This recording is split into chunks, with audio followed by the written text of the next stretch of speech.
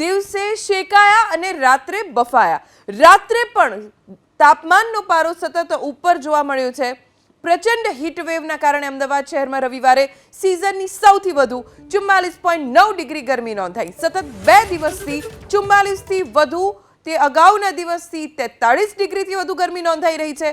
સામાન્યપણે મેમાં બપોરે ગરમીનો પારો 41 થી 45 ડિગ્રી રહે, પણ મોડી સાંજ પછી પારો નીચે આવતો હોય છે, પરંતુ 2 દિવસથી સાંજે 7 વાગે પણ 39 થી 40 ડિગ્રી, રાત્રે 11 વાગે 35 થી 36 ડિગ્રી ગરમી હોય છે। આ એક અસામાન્ય ઘટના છે।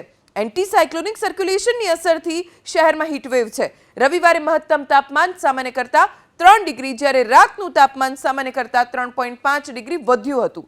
અગાઉ 2022ની 11 મે અમદાવાદમાં ગરમીનો પારો 45.8 ડિગ્રી નોંધાયો હતો। કાળઝાળ ગરમીના કારણે અમદાવાદ કોર્પોરેશને સોમવારથી લઈ ગુરુવાર સુધીનું એલર્ટ જાહેર કર્યું છે। સોમવાર અને ગુરુવાર માટે ઓરેન્જ એલર્ટ જાહેર કરવામાં આવ્યું છે, જ્યારે મંગળવાર અને બુધવાર માટે યલો એલર્ટ જાહેર કર્યું છે। શહેરના urban health centres, community hall તેમજ હેલ્થ એન્ડ વેલનેસ સેન્ટર પરથી ગત અઠવાડિયે 52,000થી વધુ ORS પેકેટ્સનું વિતરણ કરવામાં આવ્યું છે।